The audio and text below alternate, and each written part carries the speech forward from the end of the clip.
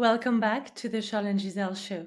Today I am so excited to be joined by Emi Rowse, a partner at Kudun and Partners based in Bangkok, Thailand. In this episode, we will be talking about the intersection between psychology and law. As a former practicing lawyer myself, turned well-being advocate, coach, and clinical hypnotherapist, it was a particularly rich and fascinating conversation for me to sit down with Emi today and to ask her about how she managed to maintain such a well-rounded family life and personal life while thriving at work and becoming an extraordinary leader and partner at her firm. I'm sure you will also greatly benefit from all the strategies, tools, and techniques that Emi shares with us today. Enjoy the show as much as I enjoyed recording it in this delightful Bangkok music studio. Emi, welcome to the Charlène Gisèle Show. I'm so glad to have you here in Bangkok. Thank you so much for having me. It's a pleasure. Oh, wonderful. We've spent almost the whole day together. Yes. We were at your firm earlier on where Yes. you hosted our workshop, which was a really wonderful way to work together. Thank you for being so welcoming to Thailand, to Bangkok, to your firm. Really enjoyed working with you. I wanted to start off by asking you about your initial motivation to enter the world of law. Well, thank you so much for having me on the show, Charlene. I think my journey into law started when I was in high school. So I'm half Japanese and half Hong Kong Chinese. And I grew up in Japan. I was born there, moved to Hong Kong when I was 11 years old. My father is from Hong Kong. And I grew up in an international school environment. So I started to become interested in law and, in fact, psychology when I was in high school. And my primary motivation for studying law was that I wanted to help people, but wanted to work in the justice space as well. So when I graduated from high school or secondary school, I went to the UK and did my law degree at Bristol, and then went back to Hong Kong where my family was based and qualified as a lawyer there. And the multi-jurisdictional aspect of your life is something that I really want to touch upon. One thing that compelled me to invite you to the show is that I find so many incredibly successful female senior associate or partner very often exit the legal profession, and we see so many talents lost in our beloved legal profession. And you are one of our inspiration, female partner, and leading the Japanese practice as well, which is really inspiring. Can you tell us a little bit more about the path to partnership and how you made it to partnership and stayed a partner and remain so vibrant about it? Well, I would say that my path to partnership is quite a unique one. It wasn't straightforward. So when I qualified as a lawyer in Hong Kong, I joined an independent law firm in Hong Kong. And I started as a commercial litigation lawyer. And then I moved on to an international law firm in Hong Kong. And that's when I was introduced to arbitration, the world of arbitration, the wonderful world.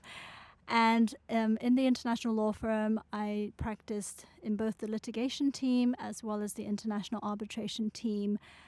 And through that experience, I then was given an opportunity to move to the firm's Tokyo offices, where I also had some experience doing white-collar crime and corporate investigation. So, looking back, I feel very blessed to have had all those opportunities. And then I moved back to Hong Kong and then was given an opportunity to move to Bangkok. So that explains my sort of multi-jurisdictional experience with the international law firm. And at the firm, I was not a partner. I joined as a senior associate, and then I became an off-counsel or senior consultant in certain jurisdictions. And then after I moved to Bangkok, I decided to leave my career in law and pursue my other passion, which was sort of psychology. And I had started a master's degree as a full-time lawyer. So I was doing my master's part-time in counselling. And when I decided to take a break from law, I decided to finish my master's in counselling and pursue counselling as a profession. So I was a counsellor in Bangkok for about 4 years before returning to law. And it's when I returned to law that I joined my current firm, Kudun and Partners, which is a Thai law firm, as a partner. So my path to partnership is definitely not straight or straightforward. It's quite unique. And I find it really fascinating that after taking a career break and pursuing your passion, that actually rekindled that desire to rejoin the legal profession. And as we were on our way here to the studio today, you shared a little bit about that mission statement, and I was very touched by it. I was wondering if you could explain a little bit more about what motivated you to rejoin the profession. Sure. I'll try to keep it short. As I was sharing with you earlier, Charlene, so I would say that I have two passions. One is law and one is psychology and counseling. And when I was a counselor, I found it very rewarding, and I found it very great to be able to help people in their time of need. It was actually during COVID that I was practicing as a counselor, so it was Easy very time, timely. right? It was The very easiest timely time. too. Yeah, and I do. I'm a woman of faith, so I believe that it was God's timing that I was a counselor at that time. But after practicing as a counselor for a couple of years, I felt called back into the marketplace and to really sort of reconnect with my former colleagues and just be able to, I guess, help people in the marketplace as well as a lawyer, but also now equipped with my counseling skills. So that's what really drove me back to the marketplace. And I would love to explore more about these counseling skills, and actually perhaps we could explore the interaction between law and psychology, your two passions, and how having this new set of skills now has better equipped you to be the partner that you are. You know, I'm often asked, why did I pursue counseling or why did I pursue law? And they're very, very different things. But actually, if you think about it, the skills that a counselor has and the skills that a lawyer has are quite similar. There are a lot of overlaps, right? So active listening is very important in both professions. One of the main differences, and I struggled with this when I first became a counselor, is giving advice. So as a counselor, you're taught not to give advice, right? Because as a counselor, you want to equip people and strengthen them and give them tools to come to their own conclusion and solve their own problems. But as a lawyer, we're expected to give advice. So that I struggled with. But skills like active listening and empathy, I think are equally important in both professions. So when I returned to the law 2 years ago, I was really grateful for the opportunity to just take a step back from law and gain a new perspective in many ways, including the counseling skills that I adopted, and then I wanted to bring that back into law. So one of the first articles that I wrote after coming back to law is an article called Arbitration in the Circle of Control, because circle of control is a sort of psychological concept where, again, to put it very simply, there are things within your control and there are things between that are outside of your control, and in between there's a circle of influence, things that you can influence but are not necessarily within your control. And I wrote this article because I was comparing the advantages and disadvantages of arbitration and litigation and why arbitration might be more attractive in certain aspects. And part of that is that you can have more control over the arbitral process than you can in litigation process. So for example, you can choose your arbitrator. You can choose someone who's going to judge your case. You can choose your arbitral institution. You can choose the seat of your arbitration. So there's a lot more choice involved and a lot more control in the process. And that's why arbitration might be seen as a more attractive dispute resolution mechanism. And as we're talking about arbitration now, I was wondering if we could explore how is the status of arbitration in Thailand, in Japan? Has Thailand become a pro-arbitration country yet? Or where are we on the arbitration status? We are getting there. I am optimistic that Thailand is moving in the right direction. Historically, there have been some challenges with arbitration in Thailand. And there were some court decisions that were not arbitration friendly. There were certain immigration rules that were in place that meant that foreign arbitrators or counsel couldn't easily conduct an arbitration in Thailand. But that is changing now. The arbitration law in Thailand has been changed so that foreign arbitrators and practitioners can come here and apply for a certificate from the arbitral institutions in Thailand, like the TAI, the Thai Arbitration Institute, or THAC, the Thailand Arbitration Center, so that they have a temporary sort of work permit and don't have to worry about the immigration issues.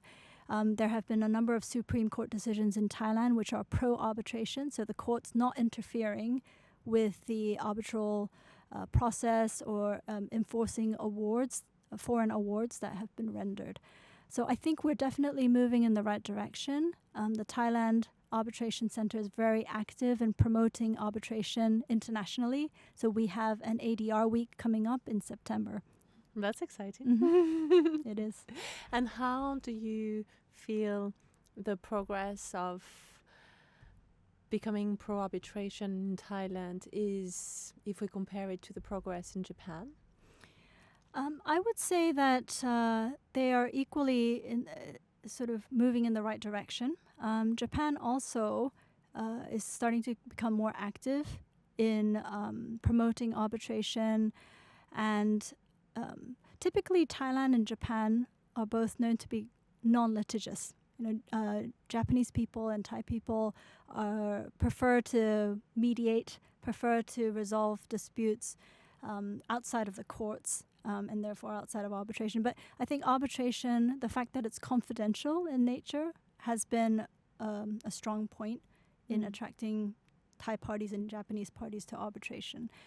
So Japan is also moving in the right direction. They recently amended their law as well to try to, the courts will be more supportive of interim measures that are awarded by arbitral tribunals. So that is a step in the right direction. I think they've also dispensed with the need to translate arbitral awards, foreign ones, into Japanese, which was a requirement in the past. So in Thailand, you still have to do it. But these changes are showing the international market that, Japan is starting to become more pro-arbitration. I was wondering, Emi, if you could tell us a little bit more about your unique perspective working in two jurisdictions in terms of the culture generally in Thailand and Japan vis-a-vis the importance of workplace well-being and whether or not talking about mental health is accepted or is there still a little bit of shame around it? How do we bring forward conversation around overworking or burnout? Can you tell us more culturally some of your insights and observations? Sure. So this is obviously a topic that I'm quite passionate about, well-being, mental health. And I would say that, again, we are moving in the right direction. Compared to 5 years ago, 10 years ago, people are more open to talking about it. There are more events centered around this topic. Interestingly, actually, recently I attended a big arbitration conference and congress called ICA in Hong Kong, and that took place in May. And the title and the theme was Human Endeavor. And there's obviously a lot of parallels between arbitration and the human element of arbitration. So that was really right down my alley, I thought. But coming back to your question about mental health, there is a lot of stigma still involved with talking about well-being and mental health, I think both in Japan and in Thailand. But people are recognizing that the importance of having a good balance, and also just I think people are starting to see the benefits of talking about it so that we can perform at our best. Because the truth is that, when we don't look after our mental health or our well-being, then it's counterproductive and you're not going to be at your best anyway.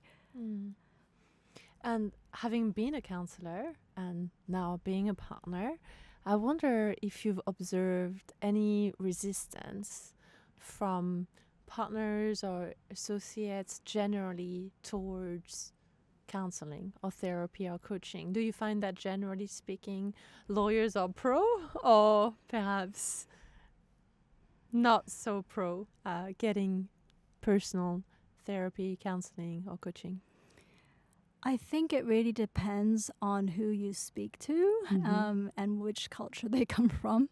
I think in Asian societies, it's still a taboo to openly state that you are struggling or need support. But again, I think we're starting to see a change in that area too. And I think that it will take time. But it really starts with us, as in you and me, and we need to start setting an example for people that it's okay to talk about these things. And we don't want to wait until it's too late, right? It has to be preventative in nature. So, yeah, I'm hoping that through our conversation today, through the great work that you've been doing as well, Charlène, that, lawyers will start to realize that this is natural. This is what makes us human, and that we would be able to move this initiative forward. And could you perhaps tell us a little bit more about this part of your life before you took your career break from law, where you were perhaps recognizing some shifts or signs from working the way you used to work? Could you maybe walk us through that period and that transition and how you overcame it and how you felt back then, how you feel now?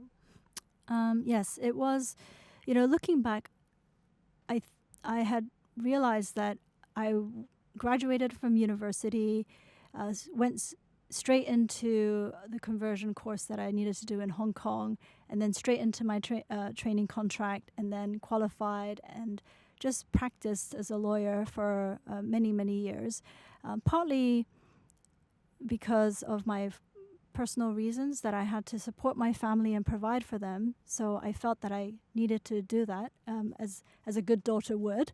And so I never took a break.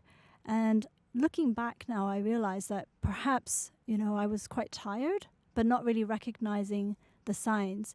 And so it was a great opportunity for me, I think, when I took a break from the law to just step back and really revalue and realign my values with what I was doing. And I do think that it's really important to take a break. Not necessarily, you don't need to take a break from your career, but as you were sharing earlier, Charlène, about recovery, just being able to take a short break. It could be a weekend. It could be, an evening off where you have a breath and realize, okay, is this what I want to be doing? What are my values? Is what I'm doing right now aligned with my values? And I was able to do that, I guess, over a course of 4 years. But that's not for everyone. That was just the way it was planned for me. And I think looking back, I realized that break was really important for me to gain a new perspective on my career and what I wanted to do for the rest of my life. And perhaps could you tell us a little bit more about transitioning and how difficult and overwhelming transitioning can be? Perhaps some of our listeners today are transitioning through their career or transitioning through a relationship.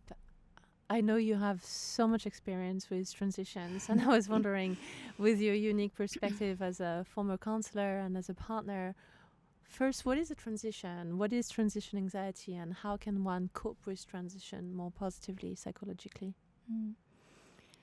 You know, transition is something that none of us can avoid, right? It's inevitable, right? And it's a very broad idea and concept. It could vary from moving from country to country, from one job to another, having children, starting a family, getting married. I did that in reverse order, I suppose. But, you know, there are so many different transitions. And so I think that the first tip that I would have for somebody transitioning is to be kind to yourself and to have a lot of grace for yourself and for those around you. Because with high performers, you know, lawyers are high performers, and we tend to be very hard on ourselves. So when we transition, we think we should be able to do certain things, like we should be able to do A, B, C, D, E, right? We don't want to get anything in the way. But one thing I learned over the years with transition is it takes time. It takes time to adjust. And I'm sure there's a lot of resources and materials out there about transitions. But one that I saw recently was like a curve, and there's always a time that you have to give yourself for transitioning. And so I think that it's important to be kind to yourself and give yourself time to adjust. And could you tell us about your personal transitions, transitioning into motherhood? I know you've shared with me that you have 3 children, yes. which is quite an accomplishment from your family values, but also managing it and balancing it with your work ethic values of being a successful partner. How does that work for you? How do you make it work? Well, I would say that I'm still learning. I thought I was doing okay until the point where my children reached teenage years. And that was a whole new challenge. And I'm still living through that. But again, one thing I come back to is, you know, none of us are perfect. None of us are superhumans. So we need to be realistic about the expectations that we place on ourselves. And one advice that I received early on in my career and when I had become a mom is that, you know, you can't expect to do everything, right? We want to be at every perhaps school event that our child is at, or we want to be at every meeting. Of course, our work is important, so we want to be there and make sure that we are the perfect employee and the perfect leader of the organization.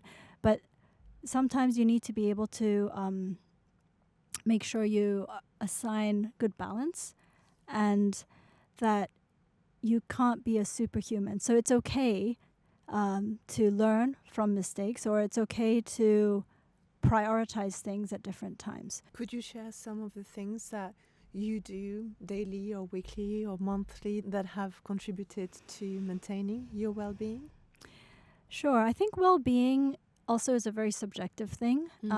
So my well-being, or what I do for my well-being, may not be right for you. But I do think it's important that we take that time to assess what is important to us.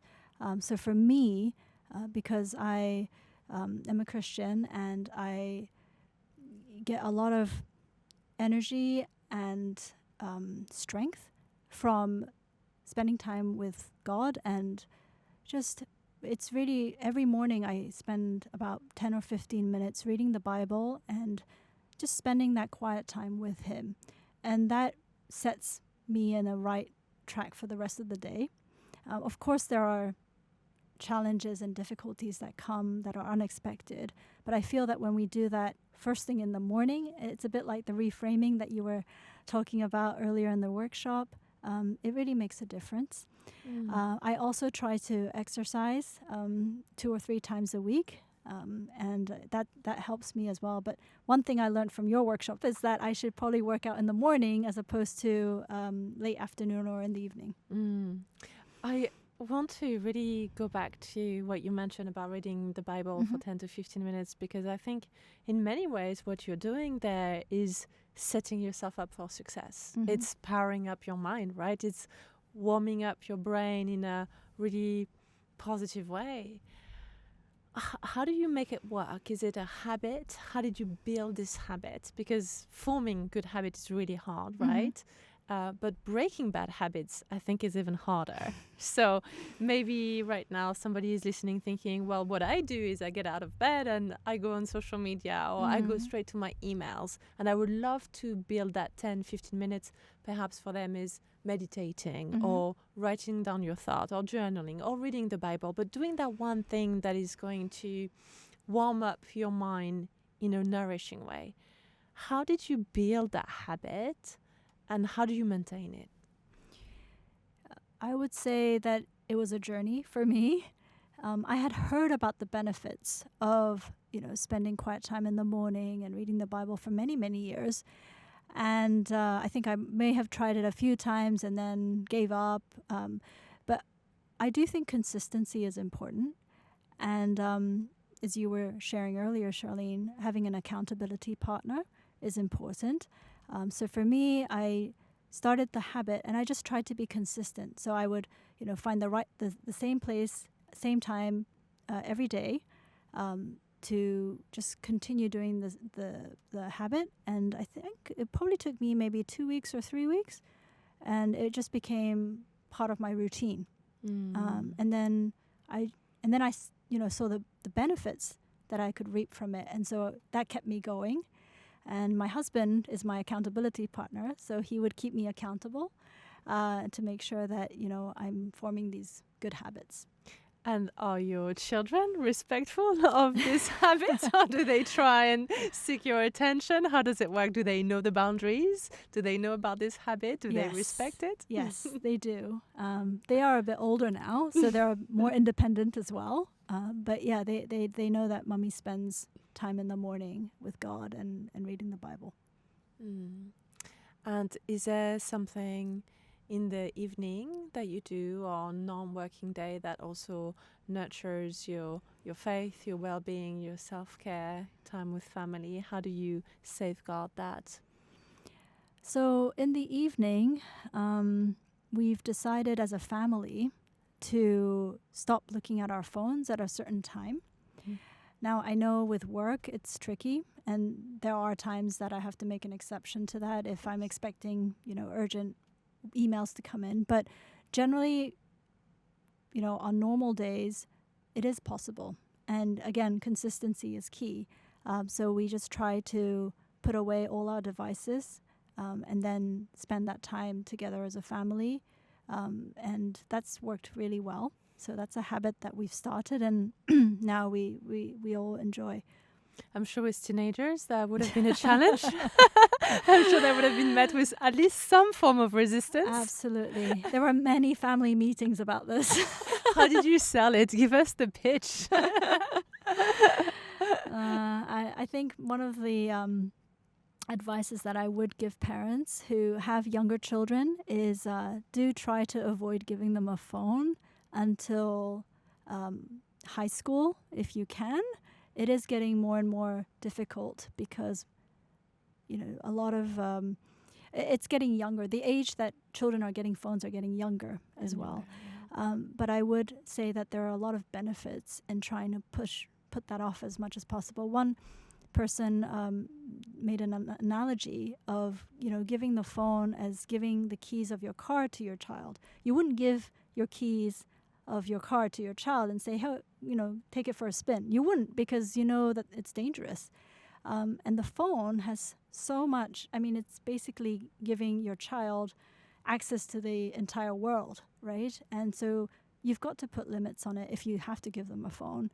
And even if it's difficult, it's worth that battle for their mental well-being and emotional well-being. I'm so glad that you've brought that up, and you have this very unique position of having been a counselor. I know you worked with children as well, and having 3. I was wondering if you could perhaps give us some recommendation or advice in terms of approaching maintaining a career in law and aiming for partnership while getting into this season of our life where we want our first child, for example? Is there still some pushback you find around fear of motherhood or even fatherhood in our industry due to workload? Is there any recommendation you wish you had received before entering the path of motherhood and partnership? Any recommendation you have on that?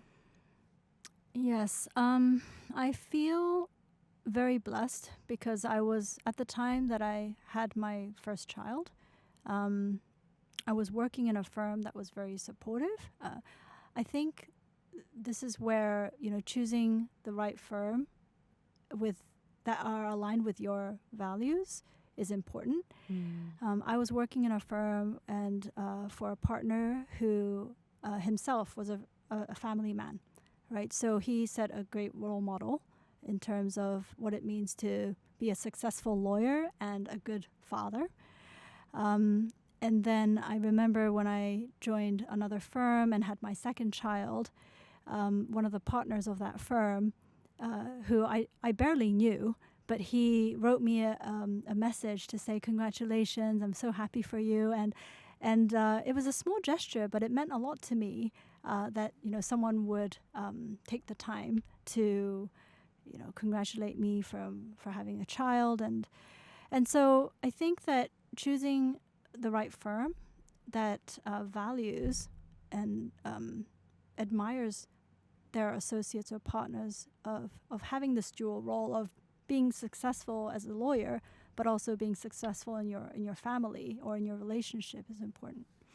Can we explore the topic of female leadership specifically? What are your thoughts on where we're at and where we have to get to? There is still a long road ahead. What do you think?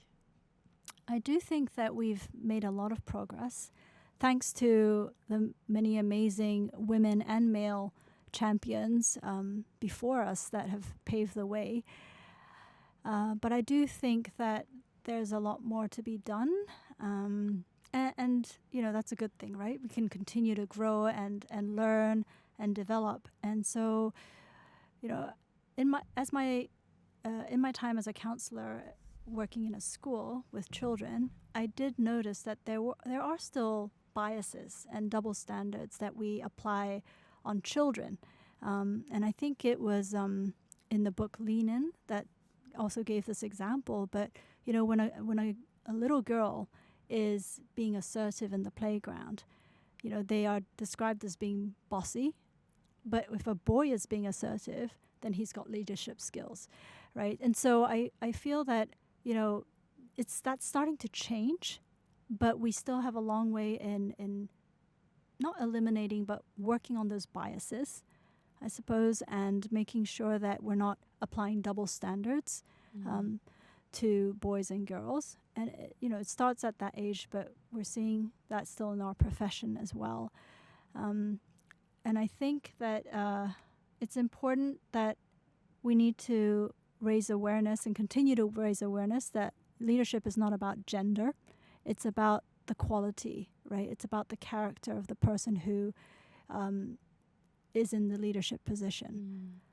So we need to really focus on developing leaders with the right characteristics and personalities. I love that you said that. And I would like to really dive deep into this notion of character.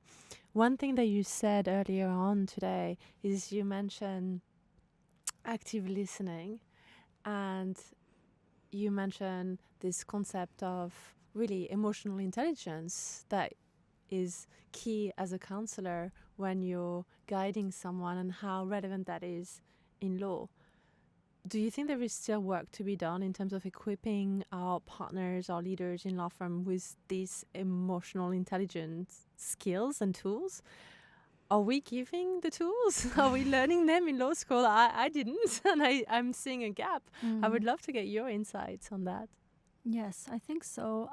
Again, I think we've made a lot of progress in the last few years, and perhaps this is also something that has come out of COVID as well, with all of us having to adjust to that transition, working from home, and then now that we're back, how do we manage expectations of remote working or being in the office in person? And the leadership, I think, are starting to realize, okay, we've got to adjust the way we lead because the expectations are changing with the junior associates or trainees that are coming in.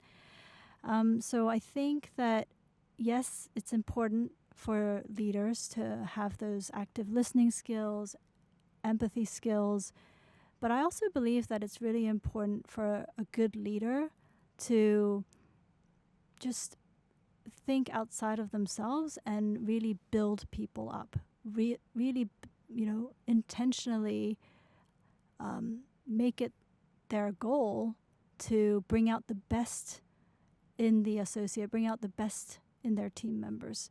And I think that's an important leadership quality that maybe some people haven't recognized or didn't think it was important before. Could you give us maybe an example of how you do that with your team, bring the best out of your associate? I think that I don't believe in shaming people. So, as an associate or when you're starting off as a junior lawyer, you're bound to make mistakes. And for me, I don't believe in shaming or blaming people when they make mistakes. Of course, I'm human. I would feel a bit annoyed or frustrated if a mistake is made and we have to deal with that mistake, right? But one way that I have dealt with it in my team is that I would perhaps after the dust is settled and the problem is solved, then I would call the associate in like one-on-one and just talk to them about the mistake and how we can learn from it. And I think that's how things were taught to me by some of my good mentors in the past. And I think that's important. And you've just spoken about mentors, and I think it's so important, right, to have the right mentors. How important do you think is role modeling in a law firm? And what do you think is the responsibility that partners have to have vis-a-vis role modeling for the team? I think it's really important. I think it's really important to have good role models and mentors. You mentioned earlier about, how it's difficult for women, but also men, in sticking with their career sometimes because of the transitions.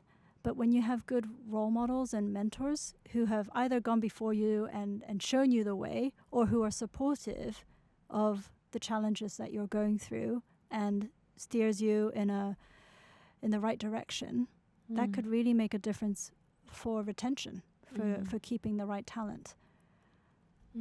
Absolutely.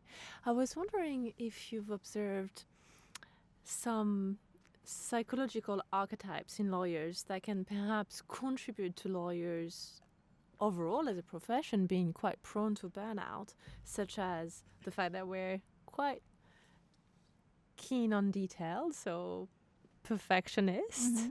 We're sometimes quite obsessive about details, and we learn very early in our careers that typos are not acceptable and everything needs to be perfect and proofread and revised and edited. And we're also quite catastrophic thinkers, so we've been trained to think about what is the worst thing that could happen so that we can prevent it for our clients. So if you combine this notion with an addition of a bit of cynicism, which is quite common amongst lawyers. So you put some cynicism, some perfectionism, some catastrophic thinking in the mix. This is a good recipe for anxiety, for burnout. What is your take on that? How did you alleviate some of those symptoms in your own profession, and what is your observation? Yeah, if you put it this way, you kind of think, why would anyone want to be a lawyer? Right? I there are didn't good really. things too, right? I'm not selling it, am I? Yeah. Recently at the ICA Congress, I spoke about the fact that, many of us lawyers, we do suffer from perfectionism. We are high performers. We've either been taught or it's ingrained in us that we should not be making any mistakes. And it also leads to imposter syndrome.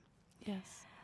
So I do see that quite a lot amongst my, fellow lawyers, but also within myself. I recognize that sometimes, even now, it does still creep up once in a while. And I think the way to combat that is to be able to be kind to yourself, as I mentioned earlier. Don't be so harsh on yourself. Sometimes I think we are our worst enemy, right? It's the negative thoughts in our head that really brings us down. And, our thoughts are very powerful. And but the converse is also true. When you start to reframe and have positive thoughts about yourself, then it could really help inspire and encourage you as well. So I think the way to combat imposter syndrome and perfectionism is to be kind to yourself. Give yourself the space to celebrate the good things you've done, because often we don't remember, how far we've come, right? Yeah. And so one of the things I often do, especially during my quiet times, is to pause and think about, what are the things that are going well? Because we often tend to catastrophize when things are not going well, and it's doom and gloom. But you need to reframe and make sure that you are, seeing what the truth is. And understanding that the power of your thoughts, and making sure that you are celebrating how far you've come as well. So self-care is important.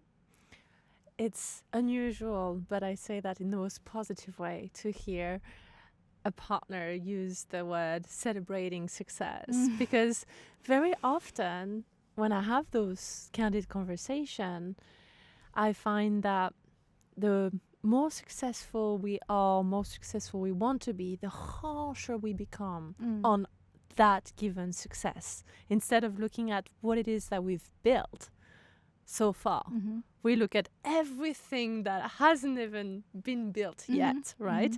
And that can create so much anxiety about the future, so much overwhelm. One of the things that I've noticed most in my work with partners when they suffer from anxiety is either being stuck in everything they could have done better yesterday, or everything that they yet have to do tomorrow, which is creating huge anxiety. So past anxiety, future anxiety, and very little time to actually center around here and now. What can I celebrate that I have done, as you mentioned? How did you learn this tool, for example, celebrating your success, taking a moment to recognize what has gone well? And how important do you think it is to teach those tools to our future generation and our current generation of lawyers? I think that I actually learned quite a lot of this from my husband. We are quite opposite in personality. So he's also a perfectionist, actually. But he also has this approach to life, which is a lot more laid back. And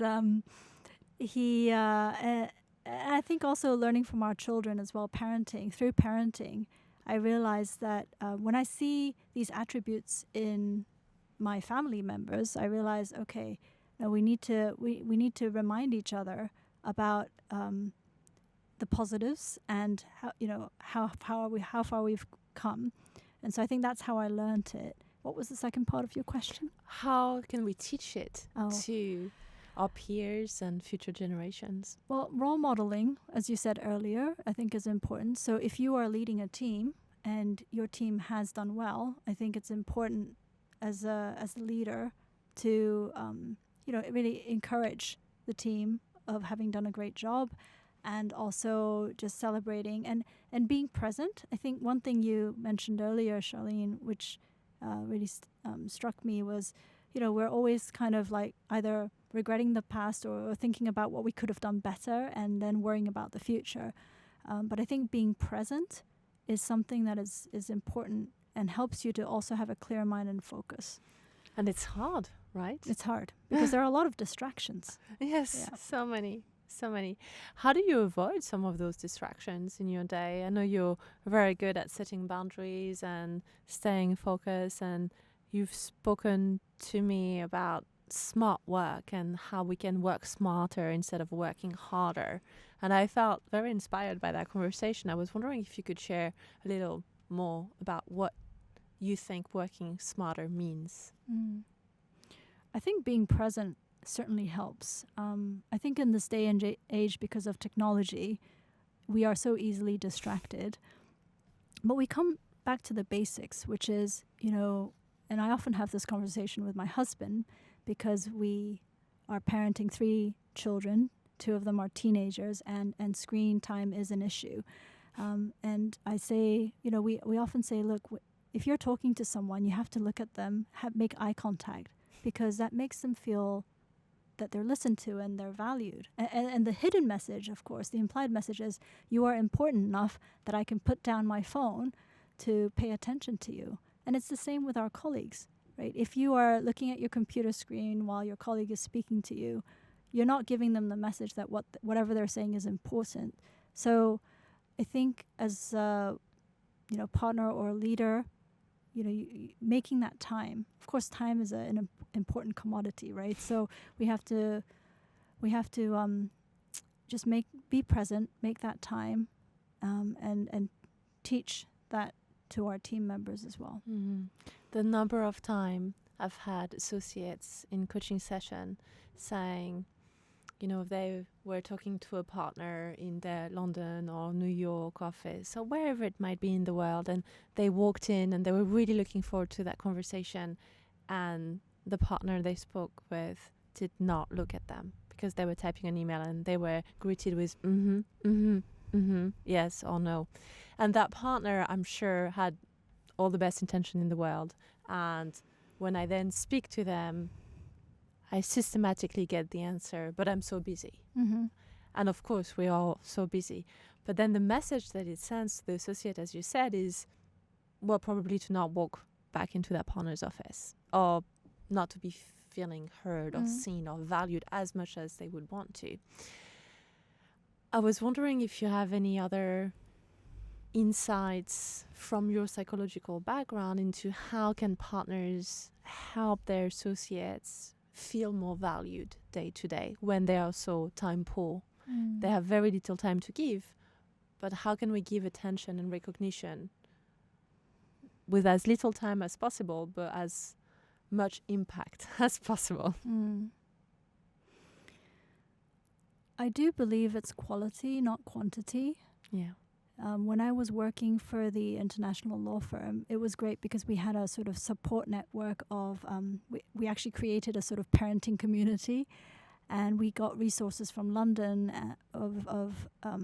and one of them was called 19-minute parenting. And why 19 minutes? Because that was, according to research, on average, the amount of time we spent with our children, 19 minutes in a day. Per day. Can I put here, how does that feel as a mom to hear that? Terrified, but I don't know how they came up with this number, but I'm sure they did a survey and everything. And so that was on average. Of course, maybe some people spend a lot more, some people a lot less. But that really opened my eyes. And the whole idea of this 19-minute parenting video was to emphasize that, okay, if you've only got 19 minutes, you want to spend quality time with them. And if you can spend quality time with your children in that little time that you have, that's what's going to build the relationship, right? So I transfer that to working with our colleagues. Sometimes, of course, we're all busy. We may not have a lot of time to spend, but if you make the limited time count, and have quality conversations with them in those limited time, then I think that would help them to feel heard and valued. And of course, body language is important, right? So, if you can, try to stop what you're doing and really make eye contact, face yourself towards them, and really listen to what they're saying. So active listening, listen to what they're saying and then perhaps repeat back what they have said or what you understood they have said, so that they know that you were really listening, as opposed to it going in one ear and out the other. It is so very common, isn't it, not to be fully listening or to be thinking about what we're going to say next instead of listening to the person. And it's a hard shift to make, but I think it's such an important one to create a culture that is much more positive overall. Yeah. You've mentioned being so busy and the concept of time. And one of the biggest objections for lawyers all over the world whenever I suggest any kind of self-care tools or well-being is, I have no time. I know you have a lot of thoughts on that. I was wondering if you could share some of them, please. Yes. I think it's a common myth when we hear people say, I don't have time. The truth is, we all have the same number of hours in a day. It's what we do with those hours. So if something is important enough to you, you will make time for it. As I was a counselor in one of the schools here, I had come across a TED Talk. Now, I can't remember who it was by, but it was about time management. And the speaker was just saying about how, it's not true when you say, I don't have time. What you're actually saying is, this, whatever it is, isn't important enough for me to make time. So I think that is really true, because if something was important to you, you will make time for it. And this is where it's important to, again, step back and think about your values. You may have to reprioritize certain things in your life, but make time for the things that are important to you. If you could go back, would you change a few things that you didn't have time for in your earlier part of your career, now that you know all that you know? I'm not sure I would, to be honest. I think throughout my career, I have been blessed to have good mentors, and I think that I would probably not do anything differently in terms of my work or parenting. But I would say that if I could go back in time and speak to myself, I would probably tell myself to not be so hard on myself. Just be kind. Give yourself time to adjust being a mom, adjust being a senior lawyer, and just to remember what is important to me and make time for those things. One thing that I've observed, Emi, through spending the day with you and actually witnessing a small moment of you being a partner in action when you had a call with an urgent piece of work. Obviously not listening to a private conversation, but I did, as you were in the same room, observe how composed your tone was. And you just shared that it was an urgent piece of work.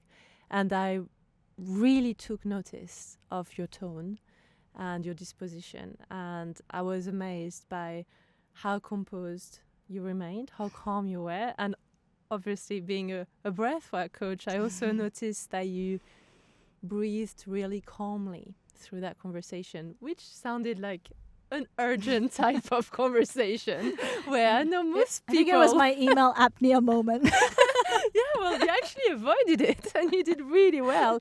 So, yes, I would say 99% of people that I typically work with would have had an email apnea moment or would have had an over-breathing moment. And it was actually quite incredible to see you handle that. And I was very grateful to be part of it, although from a distance. How do you maintain composure? And how important is it to do what you do and sustain the distance and maintain that path to partnership and that path to success? I think I would need to attribute that to my faith, actually.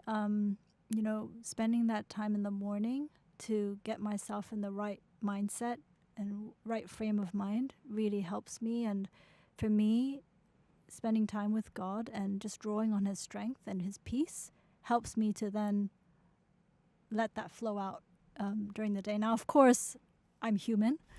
There are moments, especially when I'm parenting, where I'm not so calm. But I think that it just starts to come naturally for me because of that time I spend with God in the morning. Were you aware of how calm you were through this conversation, No. or is me saying it to you now a reminder? I'm actually quite shocked that I've noticed that? Yes. Oh, that's interesting. This is a completely unprepared, unrehearsed moment. But I think those are so genuine because they make you observe something about someone that make you realize how much you want to role model it. So for me, observing that in you was a reminder of how important sharing those tools truly are. So thank you for that, Emi. Thank you for pointing it out and noticing. Emi, in addition to managing a very busy family life with teenagers, you also manage multiple jurisdictions by leading your Japan practice. Could you tell us a little bit more about how it is like to build an international practice? What are some of the challenges that you had to overcome? And how it is like to be a partner across multiple jurisdictions? Yes, I think that the first thing is it's important to build relationships. When you build a practice, especially from sort of scratch, it is challenging. You do need to spend a lot of time to reconnect or connect with people. And of course, after that, you need to build on the relationship so that they can trust you to give you work. And so that involves a lot of time and effort. But I do enjoy that aspect of building a practice. I'm a people person, so I do like to go out to join conferences or go and meet new people to just get to know and understand what their business needs are, and also get to know them as people as well, right? The human element. So the first thing is build relationships. And from there you have to build trust. And of course, once you are trusted to be given the work, then you have to do your best and maintain that good quality of work so that you continue to build on that trust. I think it's also important to be in a firm that is supportive of your efforts to build a practice. And I would say that if you're trying to build an international practice, then you do have to find a firm that has those same values of wanting to expose the firm to an international market. So make sure that your values are aligned. And I think that being sensitive to different cultures is also important. So for me, I'm half Japanese, and I've lived in Japan and worked in Japan for a number of years. So I understand what the Japanese clients' needs are. And I now have the opportunity to teach my colleagues of how to interact and work with Japanese clients as well. So that's been a real blessing.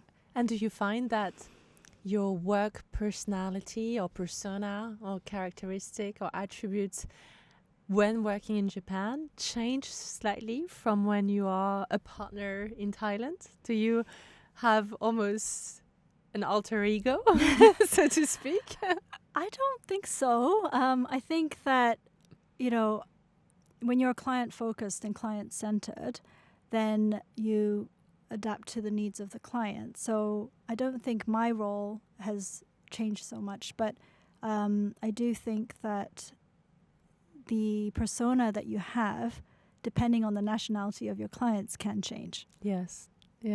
I was really curious about that because I know that, for example, when I do workshops or keynotes in France or in French, I sound a little different. Even my voice or my tonality or my personality is altered slightly. And I'm just always curious about how people adapt their personality to different cultures. Yes. I mean, and that's necessary because you need to be able to speak the same business language. So, of course, the actual language is important. But I think the business language, understanding the culture is a very important piece. What would be 3 key things someone should know, let's say a partner listening to us from London or New York, if they're about to work with a partner in Thailand or a partner in Japan for the first time, is there 3 things that we should know about working in Thailand or working in Japan to not make any faux pas or not make any business mistake? Any recommendations on that or insights culturally? Well, firstly, I think the decision-making process is very different culturally. So in Japan, for example, it takes quite some time for a decision to be made within a company. And so you have to be quite patient with the timeline and understand that it will take time. You can't just ask them overnight to make a decision on, I mean, of course, it depends on the context, but generally, you need to give time for decision making. I think the other thing is to really understand the implicit, implied meaning of certain phrases and of looking at the body language as well. I think that is quite different in the different cultures. Okay. Yeah. What about Thailand? So Thailand and Japan are both high context cultures. So there's a lot of implicit messaging and implied messaging. So I think Japan and Thailand in that sense they're quite similar. Okay, good. And in terms of if we were to look at the path to partnership, any advice that you think is really key to give to someone listening who definitely wants to make it as a partner, but also stay in the long term, not burn out and not exit the profession, and is really determined to make it to stay in it? I think first of all, have a candid and open conversation with your mentors or with your supervisors to see what your strengths are, what are your areas of improvement, so that you can work on those areas to try to be promoted as a partner. And I think it's also important to get constructive feedback as well and work on those things. I would also say be prepared for challenges. It's going to be quite a difficult road ahead in terms of, the more responsibility you get, of course, there's more stress involved, and there also may be opposition. Not everybody may be supportive of you being promoted in a certain area. So I think it's important to be prepared that there may be opposition, that there may be challenges, and be prepared in advance how you're going to handle those challenges. And then I think once you're a partner, just be intentional about what kind of partner you want to be. So earlier we talked about leadership qualities. And again, there's no one size fits all. It depends on what your values are. But I think we are in agreement, and hopefully many others are, that a good leader will bring out the best in other people. So I think once you're a partner, you need to be intentional about knowing what kind of leader that you want to be, what kind of role model that you want to be for the next generation. And earlier on, you touched upon the importance of values and how the firm has values that you believe in, and there is a match in values. Could you tell us a bit more about those specifically to your firm and yourself, and how important those are to audit and calibrate and recognize to pursue a long and fulfilling career? So I think it's important to be in a firm that has similar values to you and a similar mission to you, because I think you'll realize quite soon that if your values or missions are not aligned, then you start to lose a sense of purpose, or you may feel like you don't fit very well with the firm. With me personally, when I decided to come back to law, it was a really amazing opportunity that my firm has given me, because they were looking to expand their business. So that was their vision into the international market. And we already have an international partner, but they were specifically looking at the Japan market, because in Thailand, Japan and China are number 1 to FDI into Thailand. So they're always competing, right? But it's either China or Japan, number one, number two. So we have an international practice, we have a China practice, but what they were missing was a Japan practice. And then my values at the time was to go into the marketplace again, to go back into law, and to be able to use the skills that I have, having worked in Japan and being half Japanese, and put that to good use. So in that sense, our values were aligned. And so that worked out well for us. So, for everyone else, it will be different values, different missions. But I think it's important to examine that. Where does one begin to get to know their value and their missions or their mission statement? If someone is listening and doesn't know where to start, where would be a good place? That's a good question. You need to give yourself space to think about that. Oh, we have so much of that, right, as lawyers? Well, I don't know, because we're so distracted all the time. Yeah. But yeah, first of all, you need that space.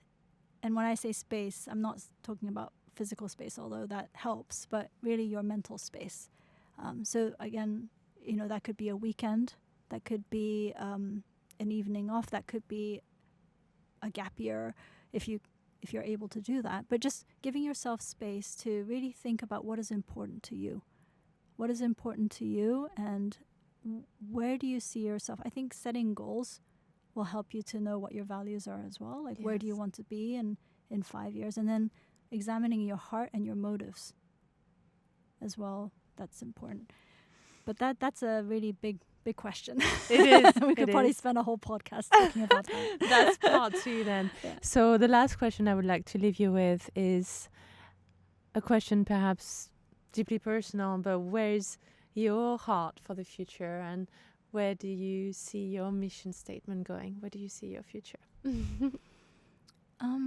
I think that my mission remains the same, which is that I wanted to come back into law and the marketplace to really connect with people, build relationships, build on the trust of the clients that have entrusted in me. So I'd love to continue to do that. I'd love to continue to design my career and my future, and really support and help my legal community with the experience that I've gained being a counselor in the past, and just being able to role model that for my colleagues as well as the wider community. Emi, thank you so much for being such a wonderful ambassador for our legal community, for paving the way for well-being and positive psychology in law. You are really making a difference in our industry, and I just wanted to say thank you. Thank you so much, Charlène. Thank you for having me. Thank you. Take care. Thank you. Thank you. Thank you for spending your time with me today and listening to this episode. Remember to subscribe so that you can receive weekly updates. And if today's message resonated with you, please remember to share it with a friend, a colleague, or a loved one who could really benefit from this episode.